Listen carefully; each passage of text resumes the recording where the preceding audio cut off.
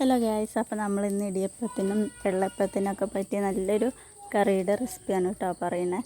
തക്കാളിക്കറിയാണ്. അപ്പോൾ ആദ്യം തന്നെ അതാ സവോള ഇതുപോലെ നല്ല ബ്രൗൺ ആയിട്ട് വരുന്നവരെ ഒന്ന് വഴറ്റിയെടുക്കാം. മസ്റ്റായിട്ട് ചെയ്യണം. അതിനുശേഷം നമ്മൾ കുറച്ച് ഇഞ്ചി വെളുത്തുള്ളി ചതച്ചത് കൂടി ചേർത്ത് അതിൻ്റെ ആ ഒരു പച്ചക്കുത്തൽ മാറുന്നവരെ ഒന്ന് വഴറ്റിയെടുക്കുക. അതിനുശേഷം നമ്മൾ തക്കാളി അരച്ചതാണ് കേട്ടോ ചേർക്കുന്നത്.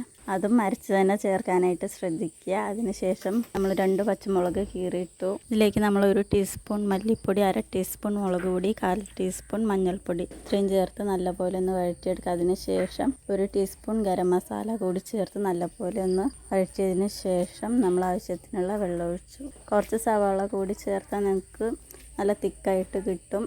ആവശ്യത്തിനുള്ള ഉപ്പ് കൂടി ചേർത്ത് വാങ്ങാം. ഇഷ്ടത്തിനനുസരിച്ച് കറിവേപ്പില കൂടി ചേർക്കാം. നല്ല ടേസ്റ്റാണ്. അപ്പോൾ നിങ്ങളൊന്ന് ട്രൈ ചെയ്ത് നോക്കൂ കേട്ടോ.